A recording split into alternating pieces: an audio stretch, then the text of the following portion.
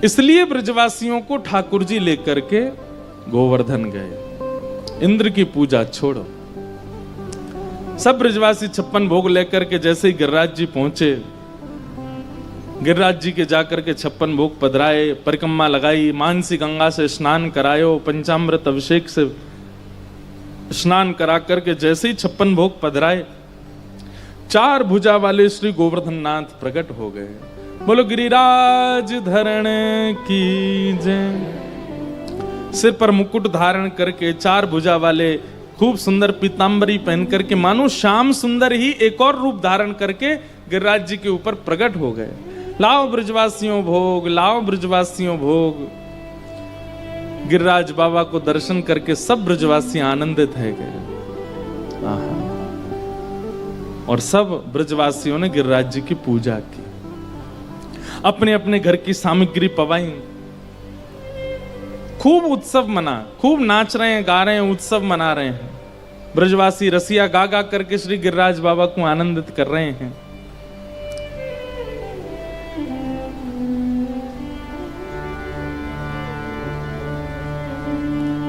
तभी इंद्र को पता चला कि मेरी पूजा ब्रजवासियों ने बंद कर दी है। अब देखो ये भी एक बात समझने की, अगर पंचदेव की आराधना आप करते हो और कहीं उनकी आराधना में आपसे चूक हो जाती है तो पंचदेव कभी नाराज नहीं होते। लेकिन पंचदेव से विलग देवी देवताओं की अगर आप आराधना करते हो और उनकी आराधना में आपसे इतनी भी चूक होती है तो उसका वो दंड बहुत जल्दी, वो फल नहीं देते। आप आराधना कितनी भी अच्छी करो वो फल जल्दी नहीं देते, लेकिन आप चूक कर दो तो दंड बहुत जल्दी देते। हमारा दिया नहीं जलाया, हमारे लिए यूं नहीं किया, हमारे लिए यूं नहीं, तुमने ये बोला था ये नहीं किया, आदि आदि सब बातें। पर पंचदेव नाराज नहीं होते। आप आराधन करो, अच्छा है, नहीं करो तो उन पे इतना समय नहीं कि वो कोई अपनी स्तुति कराने के लिए नहीं बैठे। उनमें और मानवों में अंतर क्या रहेगा? मानव का स्वभाव होता है कि मेरी सब जगह पूछ हो, मेरा सम्मान हो, मुझे माला पहनाओ, मेरी आरती करो, मुझे वंदन करो। ये तो मानवों का स्वभाव होता है, देवताओं का थोड़ी होता है। आपकी माला चढ़ाने से वो प्रसन्न होते हैं? नहीं। आप आराधन करो तो अच्छा, नहीं करो तो वे नाराज नहीं होते हैं, वो रुष्ट नहीं होते हैं। और हमने आपको कई बार कथा बताया कि ठाकुर जी के रुष्ट होने का केवल एक कारण है, उनके भक्त का अपमान मत करो। बस आप उनकी आराधना मत करो, आप जगन्नाथ जी मत जाओ, आप महाप्रसाद मत पाओ, आप ध्वजा जी को वंदन मत करो, लेकिन जो कर रहा है उसको छेड़ो भी मत। उससे ठाकुर जी नाराज होते हैं। उसको क्यों रोक रहे हो? तुम नहीं करते तो चलो ठीक है, पर जो पंचदेव में नहीं है ऐसे देवी देवता, वो तो छोटी छोटी बात में नाराज हो जाते हैं। आपने ऐसा क्यों नहीं किया? इसीलिए इंद्र नाराज हो गया और इंद्र ने नाराज होकर के मेघमालाओं को आज्ञा कर दी, पूरे ब्रजमंडल पर इतनी वर्षा करो कि ये सारे ब्रजवासी डूब जाएं। अच्छा, सैकड़ों सालों से ये तुम्हारी आराधना कर रहे हैं और एक बार इन्होंने चूक कर दी तो तुम उनको नष्ट करने पर आ गए। भगवान मानो ब्रजवासियों को सत्य से अवगत कराने के लिए लाए हैं और हम आप सब लोगों को ये बताना चाह रहे हैं कि भाई किसकी आराधना करनी चाहिए, विचार कीजिए।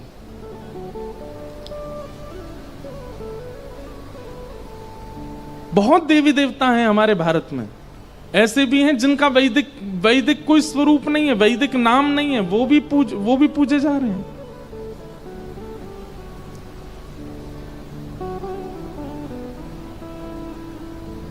सब ब्रजवासियों ने लाला से कही, लाला देख हमने तो पहले ही मना करी, इंद्र की पूजा बंद मत करा, जो काले काले बादल काहे को आ रहे हैं ब्रजमंडल पे।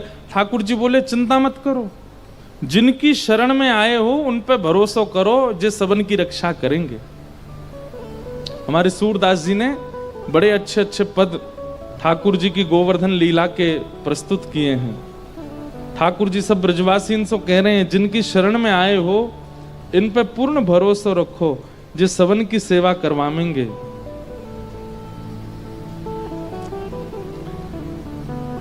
सब ब्रजवासी मानो ठाकुर जी से कह रहे हैं, राख ले हूं अब नंद किशोर, राख ले हूँ अब नंद किशोर, राख ले हूँ अब नंद किशोर, राख ले अब नंद किशोर। तुम जो इंद्र की मेटी पूजा, तुम जो इंद्र की मेरी पूजा, बरसत है अति जोर, राख ले हूँ अब नंद किशोर, राख ले अब नंद किशोर, राख ले अब नंद किशोर। अच्छा देख कितनी अच्छी बात। ठाकुर जी से सब ब्रजवासी कह रहे हैं लाला अब तू ही बचा।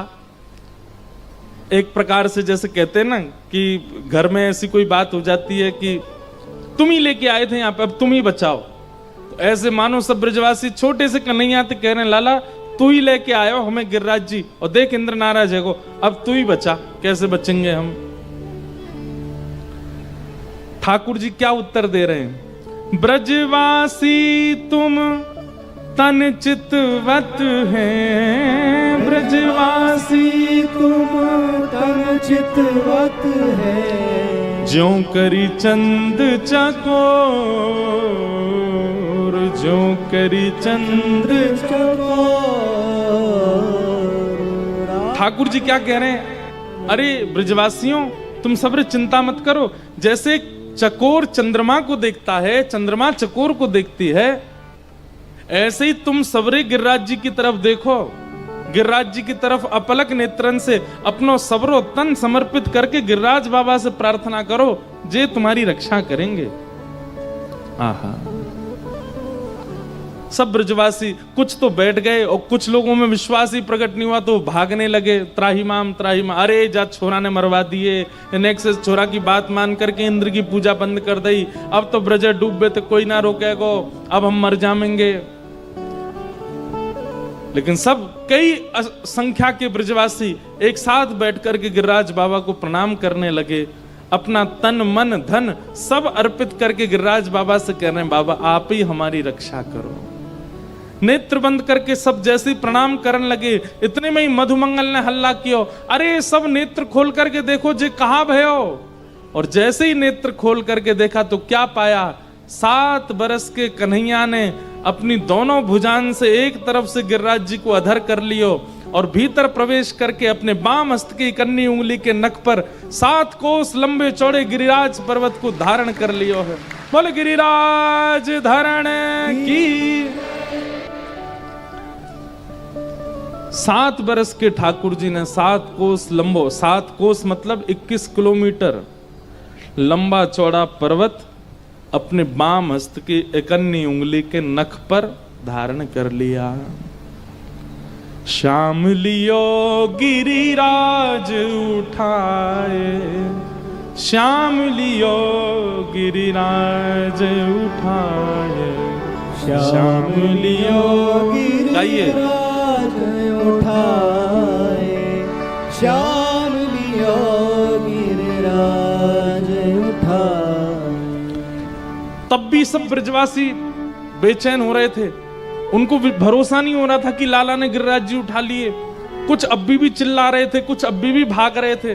ठाकुर जी गिरिराज जी उठा करके सबको समझा रहे हैं। क्या कह रहे हैं? धीर धरो हर कहत सबिन सो, धीर धरो हरि कहत सबिन सो, गिरि गोवर्धन करत सहाय, गिरि गोवर्धन करत सहाय। श्याम लियो गिरिराज उठाए, श्याम लियो गिरिराज उठाए। काहे को व्याकुल भय दौड़त, काहे को व्याकुल भय दौड़त। एक प्रकार से बहुत ध्यान से सुनिए, जब मन विचलित होता है आप लोगों का संसार की क्रियाओं में, संसार के अपने जीवन की परिस्थितियों में, इस पद को गाया करो, अपने मन को सुनाया करो। ठाकुर जी जैसे ब्रजवासियों से कह रहे हैं क्या, काहे को व्याकुल भय दौड़त, काहे को व्याकुल भय दौड़त, रक्षा करे गिरि गोवर राय, रक्षा करे गिरि गोवर राय। अरे तुम इतने व्याकुल होके क्यों भाग रहे हो दुनिया में? ये गिरिराज जी रक्षा करेंगे ना तुम्हारी, इनके भरोसे हो जाओ, इनको प्रणाम कर लो।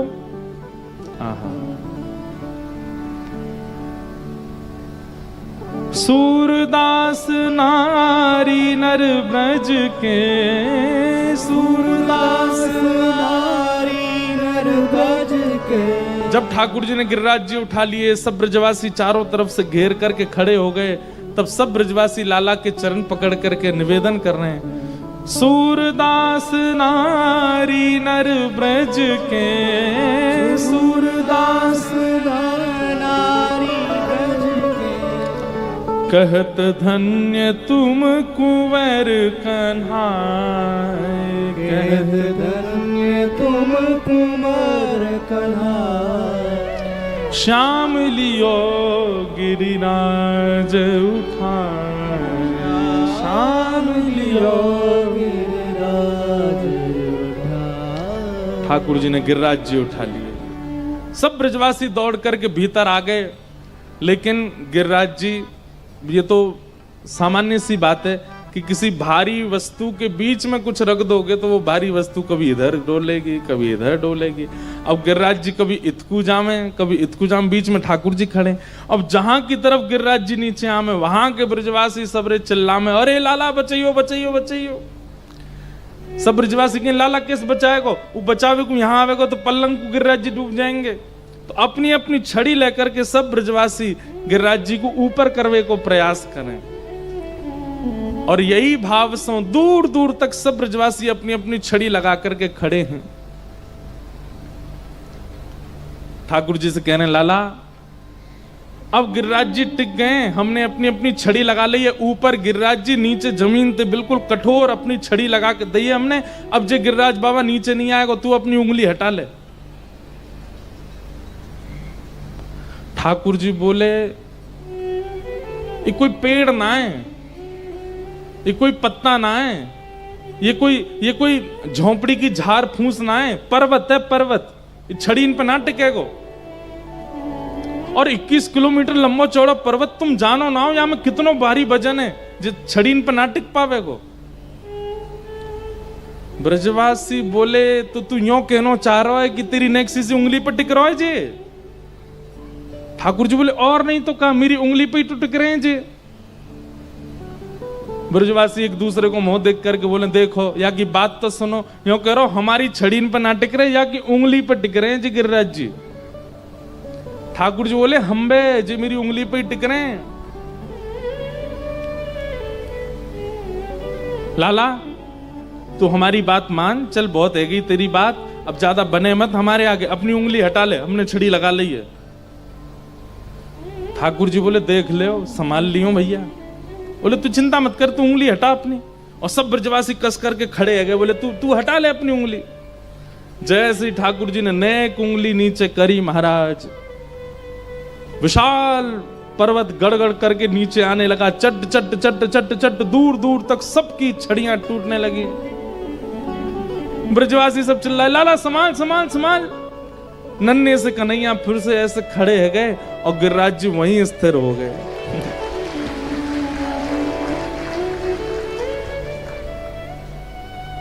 इसका अर्थ समझते हैं?